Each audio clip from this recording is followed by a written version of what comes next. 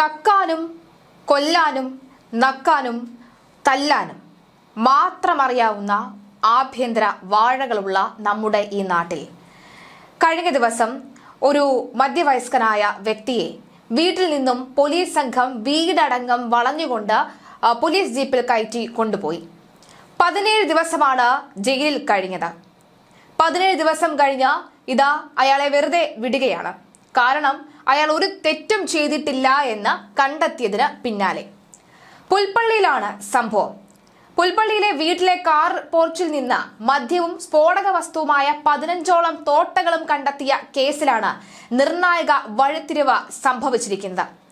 അറസ്റ്റിലായ പുൽപ്പള്ളി മരക്കടവ് കാനാട്ടുമലയിൽ തങ്കച്ചൻ എന്ന അഗസ്റ്റ്യൻ നിരപരാധി ആണ് എന്ന് പോലീസ് അന്വേഷണത്തിൽ കണ്ടെത്തിയിരിക്കുകയാണ്.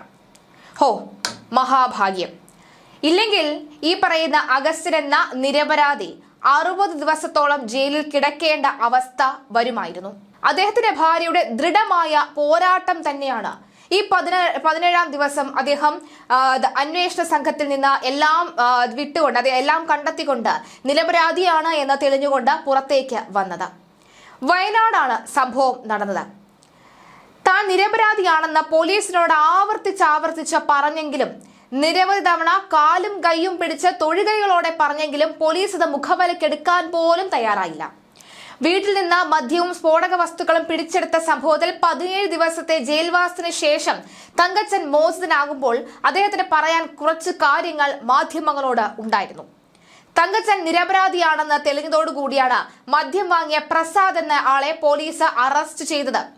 താൻ നിരപരാധിയാണ് എന്ന് പലതവണ പറഞ്ഞിട്ടും പോലീസ് കേസെടുത്തിട്ടില്ല. നിരപരാധിത്വം പറയാൻ ശ്രമിച്ചപ്പോൾ പോലീസ് തട്ടിക്കയറുകയാണ് ചെയ്തത്. എന്നാൽ ദേഹോപദ്രവം ഏൽപ്പിച്ചിട്ടില്ല എന്ന് തങ്കച്ചൻ പറയുമ്പോൾ അക്ഷരാർത്ഥത്തിൽ അത്ഭുതമാണ് തോന്നുന്നത്. കാരണം പോലീസ് സ്റ്റേഷനിൽ നടക്കുന്ന ഗുണ്ടാ വിളയാട്ടങ്ങളുടെ CCTV ദൃശ്യങ്ങൾ ഓരോ ദിവസവും ഇതാ പുറത്തു വന്നുകൊണ്ടിരിക്കുകയാണ്. കണ്ടാൽ പോലും പേടി തോന്നുന്ന, ഗുണ്ടകൾക്ക് പോലും പാഠമാക്കാൻ കഴിയുന്ന തരത്തിലുള്ള പ്രവർത്തനങ്ങളാണ് ഈ പോലീസ് സ്റ്റേഷനിൽ നടക്കുന്നത് എന്ന് CCTV ദൃശ്യങ്ങൾ കണ്ടാൽ നമുക്ക് മനസ്സിലാകും. ഈ പറയുന്ന തങ്കച്ചനെ ദേഹോപദ്രവം ഏൽപ്പിക്കാതെ പറഞ്ഞുവിട്ടത് മുജ്ജന്മ സുഹൃതം എന്ന് മാത്രമേ ഈ സാഹചര്യത്തിൽ പറയാൻ കഴിയുകയുള്ളൂ. കവറിൽ ഫിംഗർ പ്രിന്റ് പരിശോധിക്കണമെന്ന് താൻ ആവശ്യപ്പെട്ടിരുന്നുവെന്നും പ്രഥമ ദൃഷ്ടിയാൽ നോക്കിയാൽ പോലും അത് ആരോ അവിടെ കൊണ്ട് വെച്ചതാണ് എന്ന് മനസ്സിലാകുമെന്നും കോൺഗ്രസിനുള്ളിലെ ഗ്രൂപ്പ് പ്രശ്നമാണ് കേസിന് പിന്നിലെന്നും വ്യക്തമാക്കുകയാണ് അദ്ദേഹം. വീട്ടിൽ കിടത്തി ഉറക്കില്ല എന്ന ഭീഷണി ഉണ്ടായിരുന്നു. ഇപ്പോൾ അറസ്റ്റ് ചെയ്ത പ്രതി ചൂണ്ടയിലിട്ട ഇര മാത്രമാണ്. യഥാർത്ഥ പ്രതികളെ പുറത്തു കൊണ്ടുവരണം. DCC പ്രസിഡന്റ് ND അപ്പച്ചൻ, അതുപോലെ തന്നെ PD സജി, ജോസ് നല്ലേടം തുടങ്ങിയ കോൺഗ്രസ് നേതാക്കൾക്ക് സംഭവത്തിൽ പങ്കുണ്ടെന്നും അദ്ദേഹം മാധ്യമങ്ങളോട് പ്രതികരിച്ചിരിക്കുകയാണ്. അദ്ദേഹത്തിന്റെ വാക്കുകൾ നമുക്കൊന്ന് കേൾക്കാം. ഇന്നത്തെ ദിവസം ഞാൻ വൈകുന്നേരം പണിയൊക്കെ കഴിഞ്ഞാൽ അങ്ങാടിക്കൊന്ന് ഇറങ്ങും. ഒരു 6-6:30 ആകുമ്പോൾ വീടെത്തുക. പക്ഷെ അന്ന് ഞാനൊരു 6:10 ആയപ്പോഴേക്കും വീടെത്തി. വീട്ടിൽ പോയി ഞാൻ കുളിയൊക്കെ കഴിഞ്ഞ് ഒരു 7:30 ആകുമ്പോൾ ഞാൻ കടന്നുറങ്ങും. രാവിലെ 3 മണിക്ക് എഴുന്നേക്കുന്ന പശു കറവുള്ളതുകൊണ്ട് പശുവിനെ പോറ്റിയാണ് ഞങ്ങൾ ജീവിക്കുന്നത്. 2 പിള്ളേർ പഠിക്കുന്നു. അങ്ങനെ 7:30 കടന്നു. 11 മണിക്ക് വീട്ടിൽ വാതിലിങ്ങനെ അടിക്കുന്ന ഒച്ച കേട്ടിട്ടാണ് ഞാൻ എണീക്കുന്നത്. എണീച്ചപ്പോൾ ഇവർ പറഞ്ഞു, ആരാന്ന് ചോദിച്ചു. വാതിൽ തുറന്നോളൂ, പോലീസുകാരാന്ന് പറഞ്ഞു. വാതിൽ തുറന്നു. എന്താ കാര്യം? അപ്പോൾ വൈഫായിട്ട് ലൈറ്റൊക്കെ ഇട്ടു. പുറത്തെ ലൈറ്റൊക്കെ ഇട്ട് കഴിഞ്ഞപ്പോൾ ഇവർ ഇതിലാണ് വന്നിരിക്കുന്നത്, മഫ്റ്റി വേഷത്തിലാണ് വന്നിരിക്കുന്നത്. വേഗം 2 ID കാർഡ് കാണിച്ചു. 2 പേരും സബ് ഇൻസ്പെക്ടർമാരാണ്. ഒരാൾ മനോജൻ, ഒരാളെന്താ ഷിയാസ് എന്നെന്താ പേര്. അപ്പോൾ ഞാൻ പറഞ്ഞു, ഇതുകൊണ്ടൊന്നും എനിക്ക് കാര്യമില്ല, എന്താ കാര്യം പറയാം. വണ്ടി നിങ്ങൾ തല്ലിയെന്ന് വെച്ചാൽ അതേന്ന് പറഞ്ഞ് ഇറങ്ങി വരാൻ പറഞ്ഞു. ഇവർ ടോർച്ച് അടിച്ച് കാണിക്കുമ്പോഴാണ് നമ്മൾ കാണുന്നത്. കുറച്ച് കർണാടക പാക്കറ്റ് എന്തോ ഒരു കവറിൽ കെട്ടിയിട്ടിട്ടുണ്ട്. എന്നോട് എടുക്കാൻ പറഞ്ഞു. ഞാൻ പറഞ്ഞു എൻ്റെതല്ല, ഞാൻ എടുക്കൂല എന്ന് പറഞ്ഞു. അവർ തന്നെ വലിച്ചിട്ടു. ഞാൻ വേഗം എൻ്റെ വീടിൻ്റെ തൊട്ട് മുമ്പിലുള്ള ചേട്ടായിനെയും വിളിച്ചു, എൻ്റെ ഒരു സുഹൃത്തിനെയും വിളിച്ചു. അവർ 2 പേരും വന്നതിന് ശേഷമാണ് ഇവർ ഈ സാധനം കുടഞ്ഞിടുന്നത്. നമ്മളന്ന് നമ്മളതല്ല എന്നാകുന്നത്ര പറഞ്ഞിട്ടും അവർ സമ്മതിക്കുന്ന ലക്ഷണമില്ലായിരുന്നു. അപ്പോൾ ഞാൻ എൻ്റെ വൈഫിനോട് പറഞ്ഞു, ഇവരെന്തായാലും കരുതി കൂട്ടി വന്നതാണ്, ഇവരെ നമ്മളെ കൊണ്ടുപോട്ടെ എന്ന് പറഞ്ഞു. അവരന്ന് എന്നെ കൊണ്ടുപോയി സ്റ്റേഷനിലിരുത്തി. എന്നെ ദേഹോപദ്രവം ഒന്നും ഏൽപ്പിച്ചിട്ടില്ല. സ്റ്റേഷനിൽ കൊണ്ടിരുത്തി എനിക്ക് ചായ മേടിച്ച് തന്നു, വെള്ളം, ചൂടുവെള്ളം ആവശ്യപ്പെടുന്നതെല്ലാം തന്നു. ഇവരിതിൻ്റെ FIR എഴുത്തും കാര്യങ്ങളൊക്കെ ആയിരുന്നു. രാവിലെ 7 മണിക്കാണ് ഇവരെ FIR എഴുതി ഇവർ അപ്പുറത്തെ പുറത്തെ റൂമിൽ അവർ പോയിരുന്നത്. SIമാർ 2 ആളും അവിടെ പാറാവിരുന്ന 3 പോലീസുകാരും ഞാനും ഞങ്ങൾ ജോളിയായി വർത്തമാനം പറഞ്ഞിരിക്കുകയായത്. അത് കഴിഞ്ഞ് 6:30 കഴിഞ്ഞപ്പോൾ വന്നിട്ട് പറഞ്ഞു, ഇവിടെ ഒന്ന് ഒപ്പിടണമെന്ന് പറഞ്ഞു. ഞാൻ ചോദിച്ചു എന്താണെന്ന് ചോദിച്ചു. വായിച്ച് നോക്കിയിട്ട് ഒപ്പിടുള്ളൂ എന്ന് പറഞ്ഞ് വായിച്ച് നോക്കിയാൽ നിങ്ങളെ അറസ്റ്റ് ചെയ്തു എന്നുള്ള സ്റ്റേറ്റ്മെൻറ്റാണ്. അതൊരു രസീത് ബുക്ക് പോലത്തെ ഒരു ബുക്കാണ്. അപ്പോൾ ഞാൻ അതിൽ വായിച്ച് നോക്കി എൻ്റെ പേരും വീട്ടുപേര്, ചാച്ചൻ്റെ പേര്, അഡ്രസ്സെല്ലാം ഇതിൻ്റെ ഞാൻ അതിൽ ഒപ്പിട്ടു. ഒപ്പിട്ട് കഴിഞ്ഞപ്പം ഒരു പോലീസുകാരൻ വന്നിട്ട് പറഞ്ഞു, ഇനി നിങ്ങളെ സുരക്ഷ ഞങ്ങളുടെ കയ്യിലാണ്, നിങ്ങൾ പുറത്തിരിക്കാൻ പറ്റില്ല, നിങ്ങൾ ലോക്കപ്പിലിരിക്കണം എന്ന് പറഞ്ഞു. എന്നെ ലോക്കപ്പ് കൊണ്ടാക്കി. അവിടുന്ന് എനിക്ക് ചായയും വെള്ളമൊക്കെ മേടിച്ചു തന്നു. വേറെ കുഴപ്പമൊന്നുമില്ലായിരുന്നു. അന്നേരം ഞാൻ ഈ SI പറഞ്ഞു, സാർ ഞാൻ നിരപരാധിയാണെന്ന് പറഞ്ഞു. അപ്പോൾ പറഞ്ഞു, ചേട്ടാ അത് നിങ്ങളുടെ വീട്ടിൽ നിന്ന് കണ്ടു, ഞങ്ങൾക്കിപ്പോൾ നിങ്ങളെ വെച്ചേ ചെയ്യാൻ പറ്റുള്ളൂ, ഇത് നിങ്ങളെ പ്രതിയാക്കിയല്ല ചെയ്യുന്നത്, നിങ്ങളെ വീട്ടിൽ നിന്ന് കിട്ടി എന്നുള്ളൊരു ഇതാണെന്ന് മാത്രം പറഞ്ഞുള്ളൂ.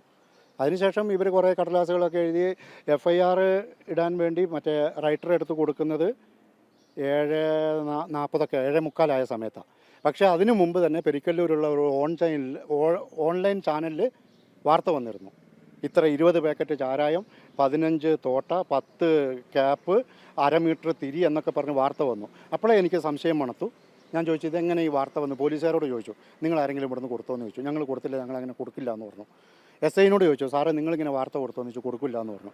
അപ്പോൾ ഞങ്ങൾക്ക് ഓർത്തു ഇതിൻ്റെ ബാക്കിൽ വേറെ വെച്ചവർ തന്നെയാണ് ഈ ഓൺലൈൻ ചാനൽ വാർത്ത കൊടുത്തിരിക്കുന്നത്. ഈ ഓൺലൈൻ ചാനലുകാരനടക്കം ഇതിൽ പ്രതിയാണ്. ഇപ്പോൾ പോലീസ് സത്യസന്ധമായി അന്വേഷിച്ചു. അത് കഴിഞ്ഞ് പിറ്റേ ദിവസം എൻ്റെ ഭാര്യ മകനെ കൂടി പാർട്ടിക്കാർ ഇടപെട്ട് വാർത്താ സമ്മേളനമൊക്കെ നടത്തി. അതിൽ പോലീസിനെ നിശ്ചിതമായി വിമർശിച്ചുകൊണ്ട് അവർ ചെയ്തത്. പക്ഷേ അതിനുശേഷം SP പരാതി കൊടുത്തു, മുഖ്യമന്ത്രിക്ക് പരാതി അയച്ചു, DYSP ബത്തേരി DYSPക്ക് പരാതി കൊടുത്തു, കലക്ടർക്ക് കൊടുത്തു.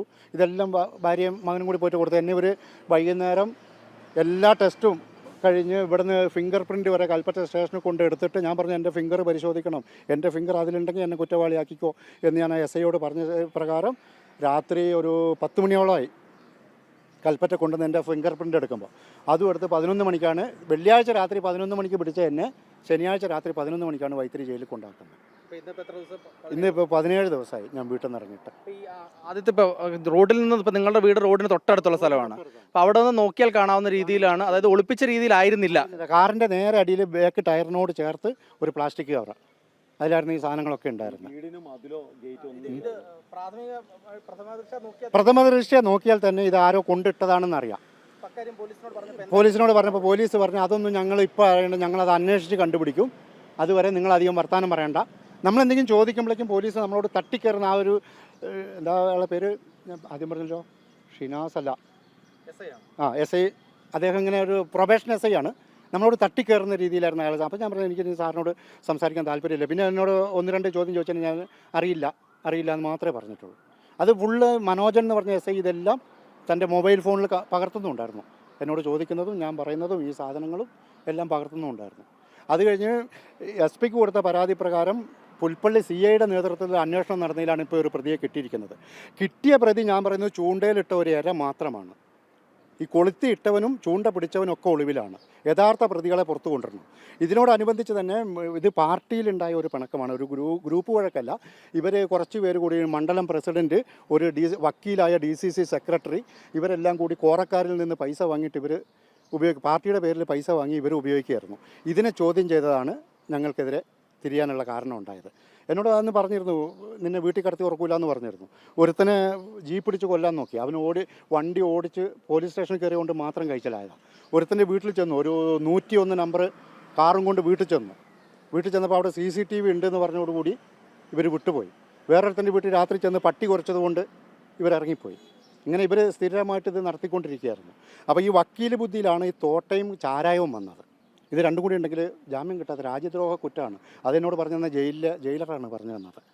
ഇങ്ങനെ കുറ്റമുണ്ട്, 60 ദിവസം കിടക്കാണ്ട് ജാമ്യത്തിന് നോക്കണ്ടെന്ന് പറഞ്ഞാൽ അവിടെയാണ് ബിജു ആൻ്റണി സാറല്ലേ CIയുടെ ശക്തമായ അന്വേഷണത്തിൽ ഇപ്പം എരേനെങ്കിലും കിട്ടിയത്.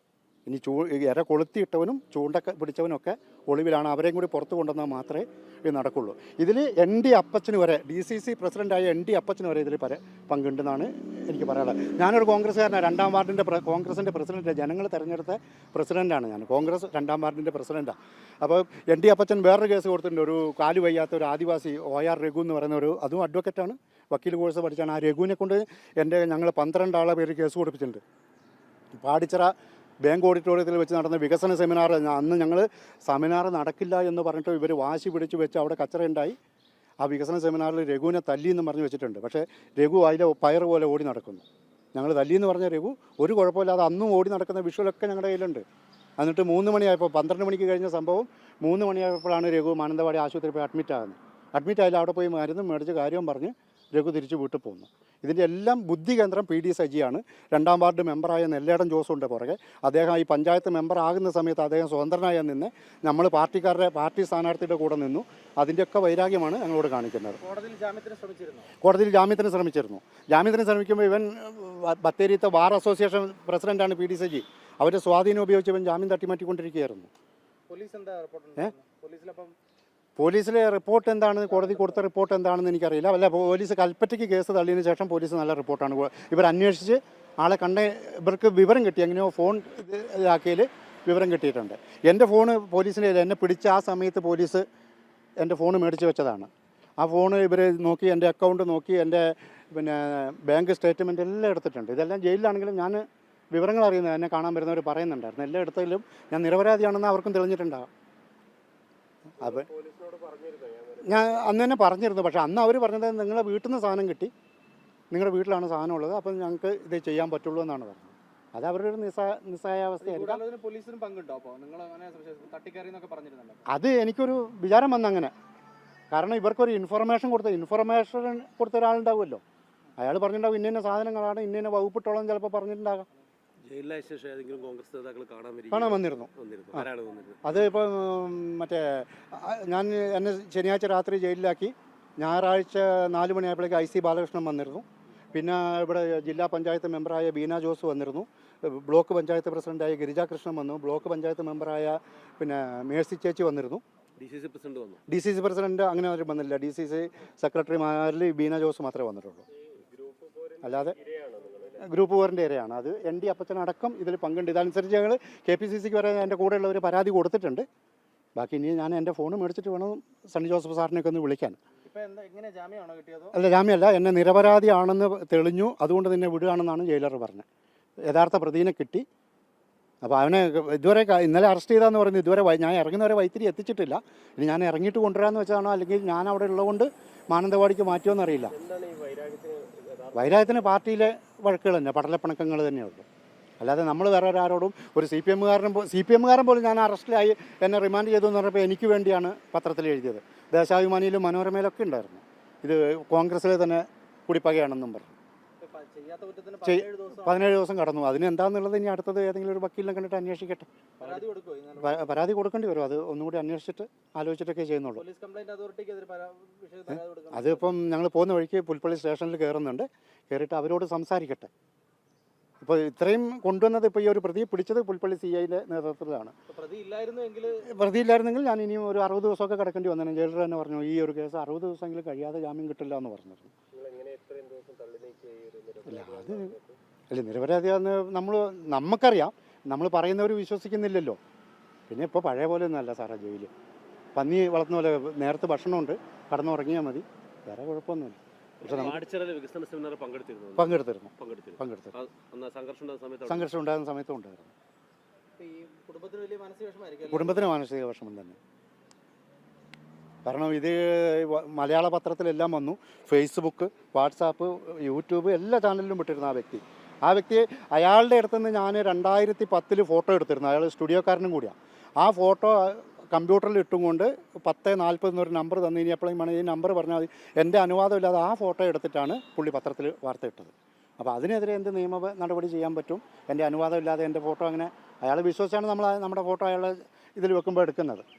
അതെടുത്ത് ഇങ്ങനെ ചെയ്യാമെന്ന് പറയുമ്പോൾ അത് സത്യസന്ധമല്ലാത്തൊരു കാര്യത്തിന്. മനോരമയുടെ ആളാണ് അയാൾ. മനോരമ എന്ന് പറഞ്ഞ് മനോരമയുടെ ഒരു ലേഖകനൊക്കെയാണ്. ഡാമിൻ ജോസഫ് എന്ന് പറയും, ഈ ഓൺലൈൻ ചാനലുകാരൻ. അയാളുടെ അപ്പം പണ്ട് മനോരമ ഏജൻ്റായിരുന്നു. അങ്ങനെയാണെങ്കിൽ അയാളുടെ അമ്മ പണ്ട് കോഴിക്കോട് നിന്ന് ഒരു മോതിരമൊക്കെ കട്ടായിരുന്നു. അത് അയാൾ വാർത്തയാക്കിയില്ലല്ലോ. നാട്ടുകാരെ മാത്രം ഇട്ടാൽ പോരാ, ആ കാര്യങ്ങളും കൂടി ഇടണമെന്ന് പറയണം. ഇത് കട്ട് ചെയ്യരുത് കേട്ടോ. ഈ പറഞ്ഞ കാര്യങ്ങളെല്ലാം നാളെ വരണം, എങ്കിലേ നമ്മൾ തമ്മിലൊരു ഇത് വരുള്ളൂ.